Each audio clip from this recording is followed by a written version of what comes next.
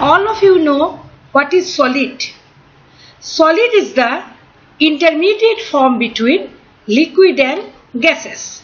And there are also some important characteristics of solid state. A solid possesses a definite shape. In this respect, it differs from liquids and gases. And solid also possesses definite volumes. It is due to the strong intermolecular forces due to the close proximity of the molecules. The volume or shape of the solid does not depend upon the size or shape of the container. Next is, as the molecules or atoms in a solid are closely packed, so these are practically incompressible. So solids are incompressible. The next point is, the diffusion in case of solids is extremely slow. This is because molecules in the solids have permanent positions from where they do not move appreciably. And due to the orderly arrangement of the particles, they possess a crystalline structure. And many crystals have definite pattern of angles and planes. Next one is, unlike gases and liquids, solids are stiff or they are rigid. And it is due to the fact that the molecules in solids have definite positions and are unable to slide over each other to take up different positions because interparticle attraction in them tend to arrange the particles in an orderly manner. Next one is, solid possess high densities compared to liquids and gases. Compared to liquids and solids. And the reason is the close packing of the constituent particles in solids. And the last point is, in solids, the particles, that is atoms, molecules or ions, occupy fixed positions. The melting point depends upon the nature of the constituent particles and also on their arrangement. And since different solid particles differ in their nature, so the constituent particles also on their arrangement. Since different solid particles differ in their nature, they require different energies to overcome the forces of attraction. And the temperature at which a solid melts at 1 atmospheric pressure is called its melting point. So, first of all, solids are two types, amorphous and crystalline. In amorphous solids, the constituent particles are not arranged in a regular pattern. The arrangement of particles in such a solid is of short range order, that is 10 to the power minus 10 meter, and they do not have sharp melting point. But amorphous solids are isotropic, and there are some important points of difference between crystalline solids and amorphous solids. Now in this topic, the figure A represents quartz and figure B is also quartz glass. So in case of crystalline solids have definite and regular geometry which extends throughout the crystal. Now amorphous solids do not have such a definite orderly arrangement. At the most, they can have orderly arrangement to a very small range. Number 2 point is, crystalline solids have sharp melting points, and their amorphous solids do not have sharp melting point. Similarly, crystalline solids are anisotropic, That is, what is anisotropic? Do you know? Anisotropic means their physical properties such as refractive index and conductivity have different values in different directions. But amorphous solids are isotropic, that is, their physical properties such as refractive index, conductivity and mechanical strength have same value in all the directions. Next, when we cut with a sharp edge tool, crystalline solids give two pieces with plain surface. An amorphous solid on being cut with a sharp edge tool gives two pieces, but they are of irregular surfaces. So this is the difference.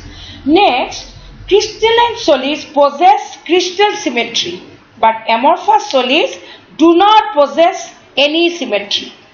So the examples of amorphous solids are naphthalene, Teflon, polyvinyl chloride, fiberglass, etc. And the example of crystalline solids are copper, silver, benzoic acid, etc. Next, there are also another classification on the basis of binding forces. On the basis of binding forces or intermolecular forces. Number one is molecular solids. Now, in case of molecular solids, the constituent units are small molecules except in solidified noble gases where the units are atoms. The forces holding the molecules in molecular crystals are weak van der Waals forces. And examples are solid carbon dioxide, ice, sugar, iodine, etc. Due to the presence of weak attractive forces, the important characteristic of molecular solids are again divided into nonpolar, polar, etc. Now, nonpolar molecular solids. In these solids, the constituent units are either atoms or nonpolar molecules. Nonpolar molecules means like hydrogen, that is H2, Cl2, I2, etc.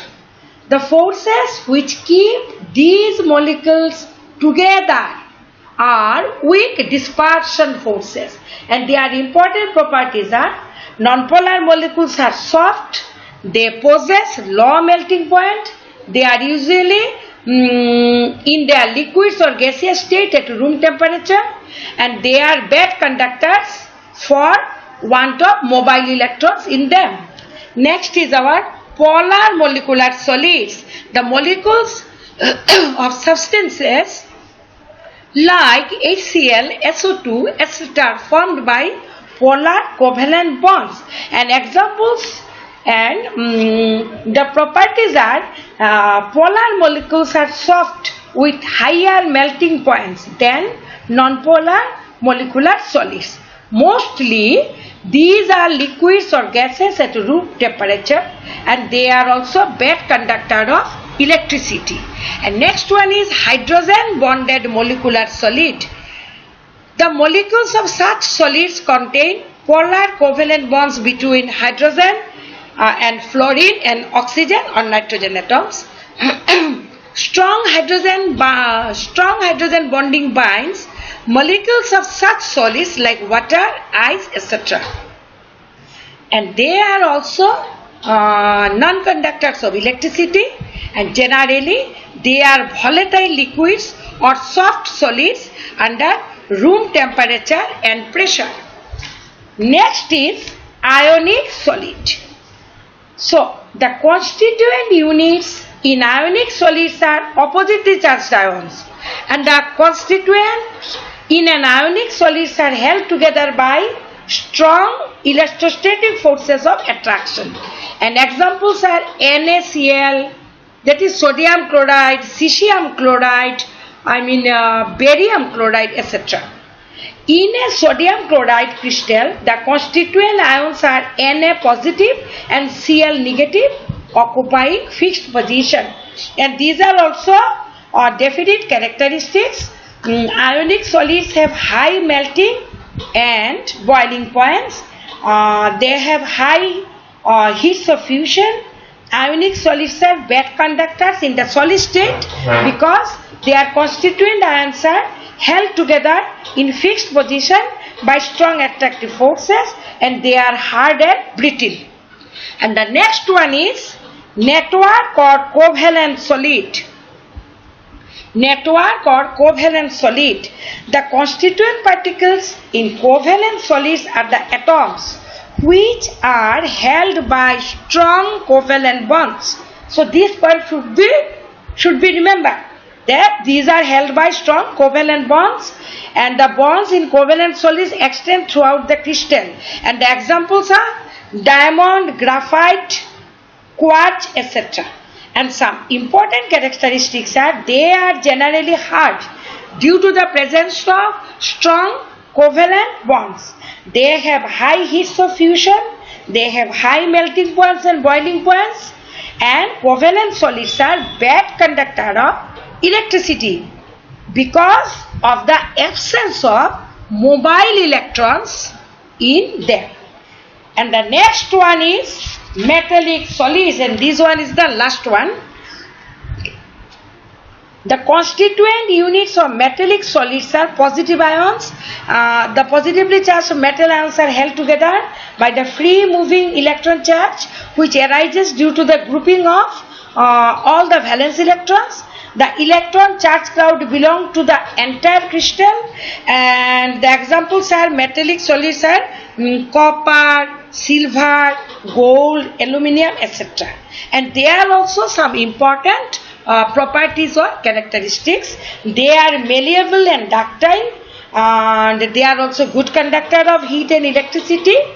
Why? Because of the presence of free electrons, and these are usually volatile in nature, and they have metallic luster, that is their surface appears bright, and they have moderate heats of fusion. So these are the different types of solids. So the example of, in a nutshell, the example of molecular solids are benzene, water, urea. Ionic solids are sodium chloride, potassium sulfate, etc. Metallic solids are copper, tin, rubidium. And covalent solids are graphite, diamond, silicon, carbide. So these are the various types of solids. Now next is crystal lattice and unit cell, and these terms are very much important in solid state. So in a crystalline solid, the constituent units are arranged in a regular pattern, are arranged in a regular and repeating pattern. The positions of the constituent units in a crystal relative to one another in space are generally shown by points. So these are the points. You see, these are the points. And the arrangement of an infinite set of points is known as space lattice. Thus, the regular arrangement of constituent particles at different points in three-dimensional space is called crystal lattice or space lattice. So, these are crystal lattice or space lattice. And next is unit cell. So a unit cell is the smallest three-dimensional portion which repeats itself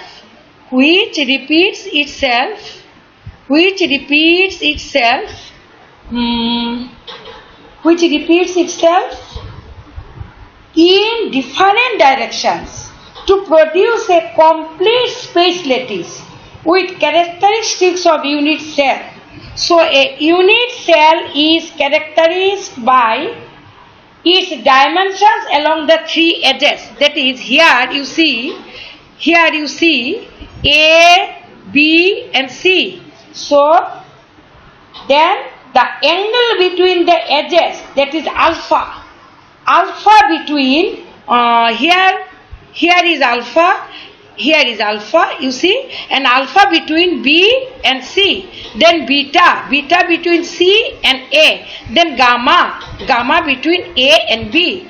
So today I have discussed what is solid, what are the characteristics of solid, what are the different types of classification of solids, and lastly your crystal lattice and unit cell. So this much for today, and next day I will also discuss another portions of solid state. So thank you very much. Stay home and stay safe.